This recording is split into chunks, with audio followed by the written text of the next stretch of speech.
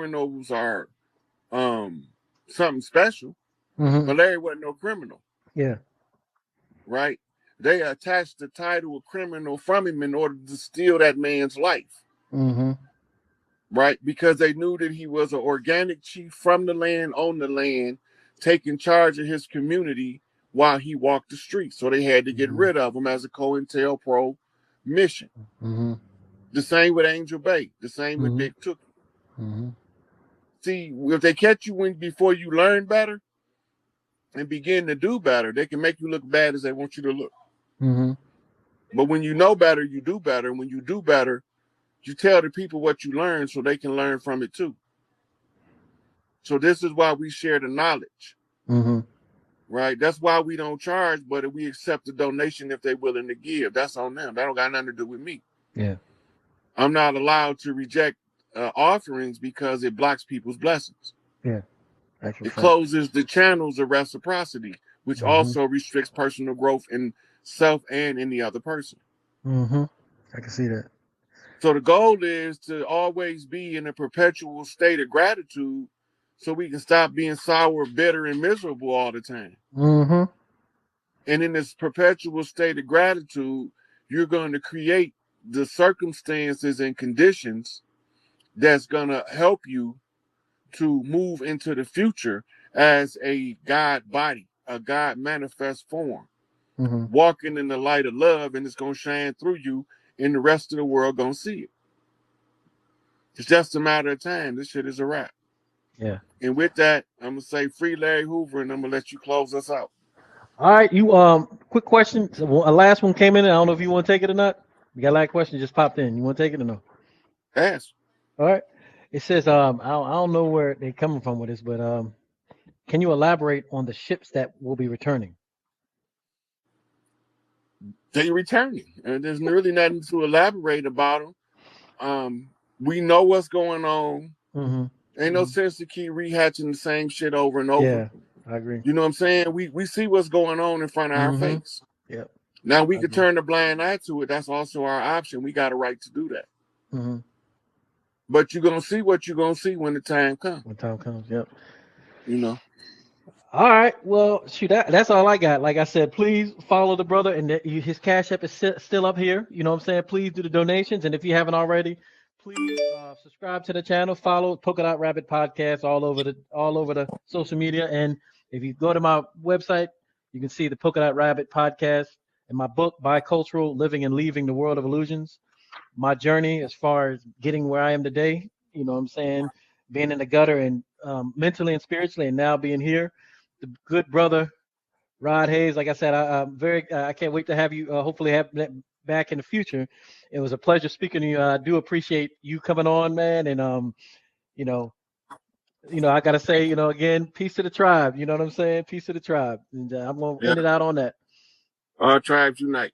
That's it. All tribes unite. All right, peace. Y'all be sorcery or any of that is when it's involving the blood. The blood rights is the only rights that can actually restrict the movements of a God form, meaning somebody who raised a self. The blood rights is the only thing that can hold them back and hold them down. So now, I'm going to show you how I get instructions and I follow the signs. See, just because it looked like I'm not writing in my book of life is already written. Just because it looked like I'm not following the path, I'm never off the path. Just when you think I don't know what I'm doing, I know exactly what I'm doing. And just when you think you left me miles and miles behind, don't look the fuck back, because I'm miles ahead of you. Don't never judge the book by its cover. The deception came in when they told you that I would fail. Pope Francis said, Satan is strong and Jesus failed. This is what the Pope said only a couple months ago. He said, he said, Satan is strong and Jesus failed. And this is what your Pope is telling y'all. Now, not possible for the Christ to fail. first and foremost. Secondly, this so-called failure on the cross could not be a failure when it was a self-sacrifice. Because if you consider the power that somebody have to transform clear water into an alcoholic beverage in a matter of seconds, what kind of power could they have to interrupt somebody that's coming to take their life? You think about that. They got the power to do something as menial as convert water into wine, and they can't preserve their own life. That's insanity. You're a damn fool if you believe that. There got to be, it's more to this mystic shit, magic shit, sorcery shit than they tell y'all. I don't care. I tell all of their secrets. See, that's why I had to be self-raised, because I don't have any other oaths other than this blood oath to restrict me from calling shit from dark places that can do things to motherfuckers. Only thing that got me restricted now is moving with the blood oath. I knew I was gonna get some kind of interruption. So, I'm gonna do a couple more invites, and I'll be done with them.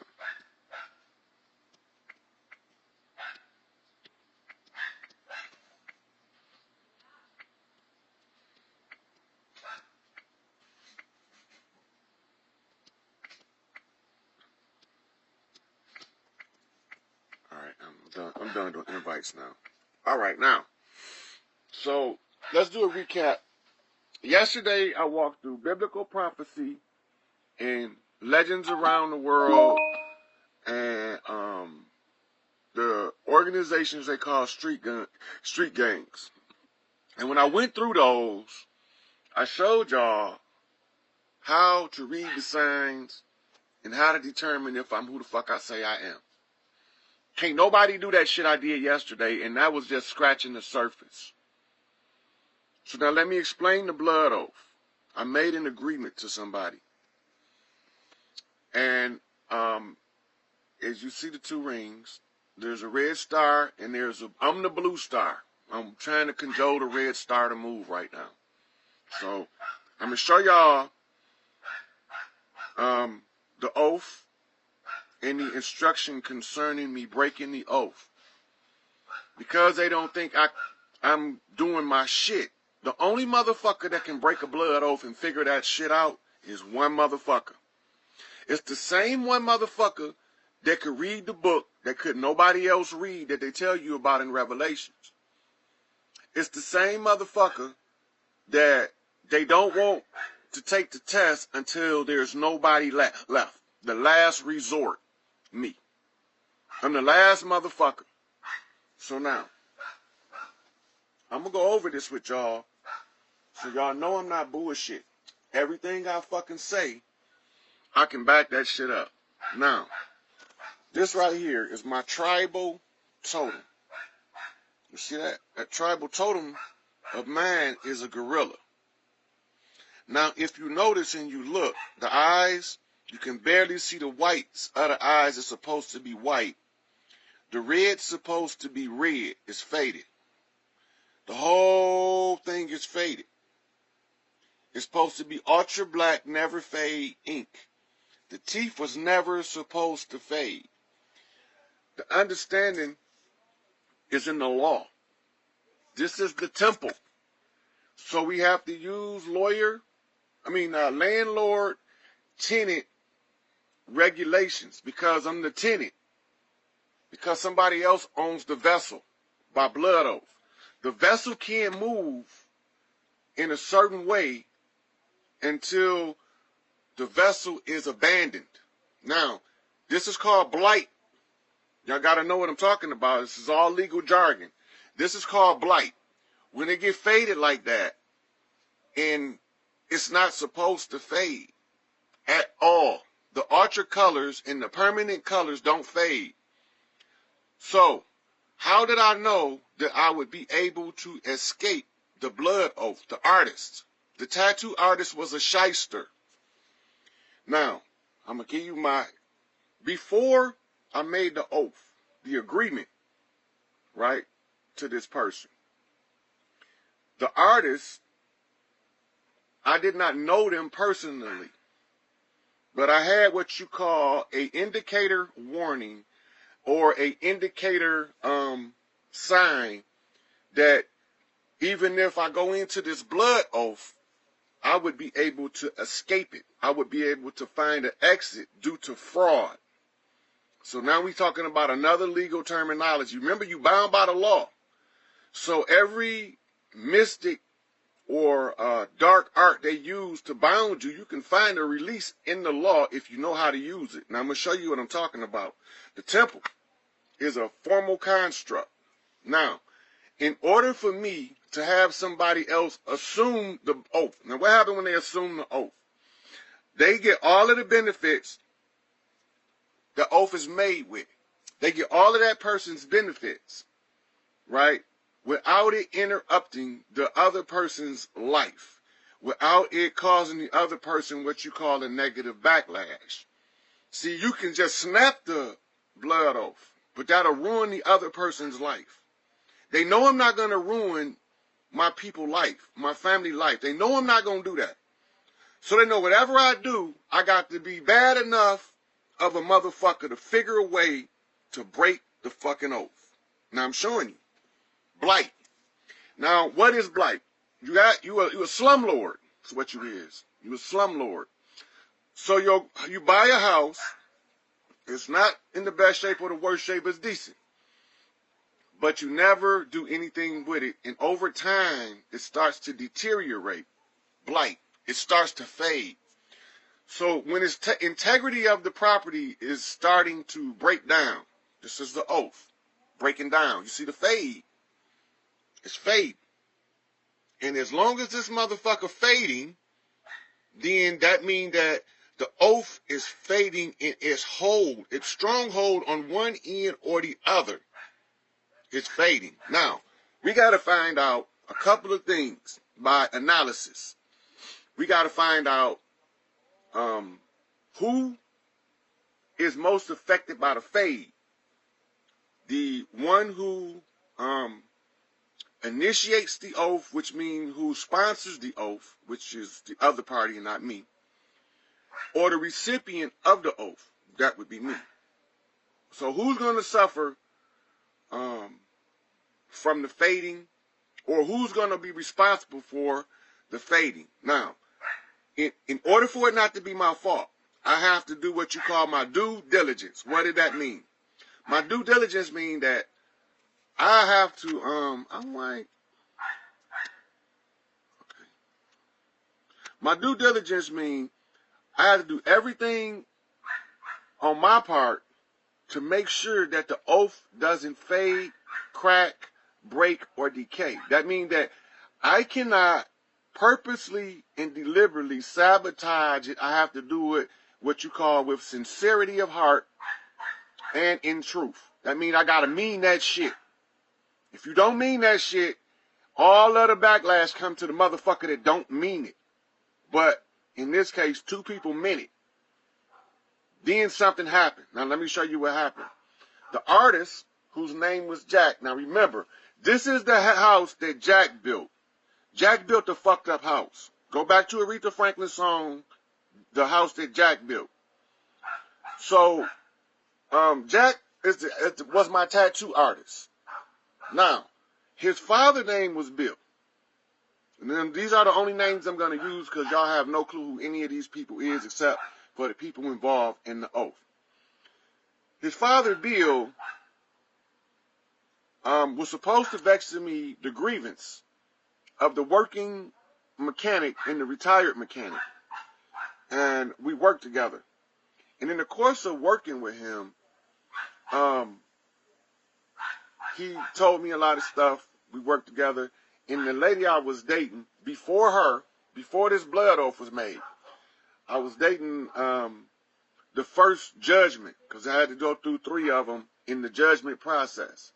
First one failed, second one failed, third one passed. She saved everybody's goddamn life. And she is the one that the blood oath is, because I knew when she gave me the password, she the only motherfucker that's going to make this shit, because the rest of them didn't do their shit right. The rest of them family didn't lay the measures in order for us to break this shit correctly. This family done everything correctly. Y'all got to understand this is how we got to break the chains of hell off of all of our backs. Now, I done already unlocked the lock. The chains is just there, uninterrupted. So I had to read the book that couldn't nobody else read. And this is the final thing. Because right now, we just came out of the lion's den. We just came through the lion's gate. So this is the final fucking judgment. I'm the master of the day of judgment. They keep sending me through these goddamn rudimentary ass tests as if I'm not going to figure the way out and how to crack this shit. I'm always going to find a way out. So, the oath is made. I have to instruct him on the correct things that I think he's going to make the error on. I did that. I told him you have to use permanent ink, the ultra black for the black, the ultra white for the white, ultra red for the red, so that it doesn't fade. Now, at that point, my due diligence is met. I did everything I did, and I was assured that I was getting what I asked for. So now, here's the problem. I did my part, so I cannot break it. I can try to break it, but if I break it, it'll cause a backlash to both of us. Now, because I did my part. Now, how do we keep the other person from having a backlash from the oath? How do you protect them? It's like a property that's abandoned. The book, Keta, is the book of life. It's talked about in the book of Revelations. The reason I was the only one able to read the book is because I was the only one who was the self-raised that did all of the work required to learn across multiple disciplines and to extract the keys that are hidden in plain sight. I had to figure all of this shit out. Nobody else figured it out. Then I had to put it all together. In a few minutes, I'm going to show you what the book looked like so you will know what I'm talking about. But I got to get to this oath first before I get to the book. So, Jack being a shyster, I didn't hire Jack. I didn't bring him in. I didn't commission him to do the work. But I already know because his father tried to make moves on my ex that the family bloodline is tainted. Right? He didn't just try to make a move on my ex. He tried to do it while I was standing there looking at his punk ass. So I had to tell his motherfucking ass where his place was and threaten to snatch his motherfucking head off his shoulders.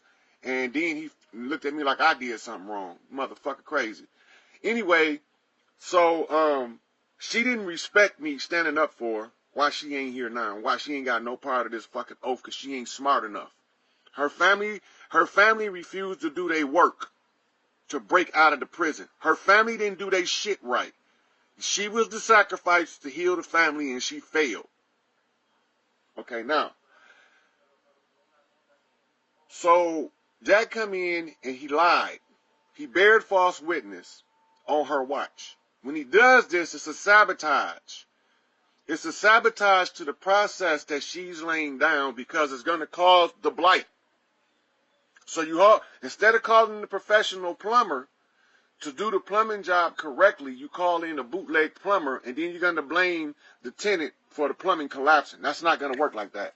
So now, let's go to when I was told to break the oath, because I can show it to you better than I can tell you. So I'm going to flip my camera.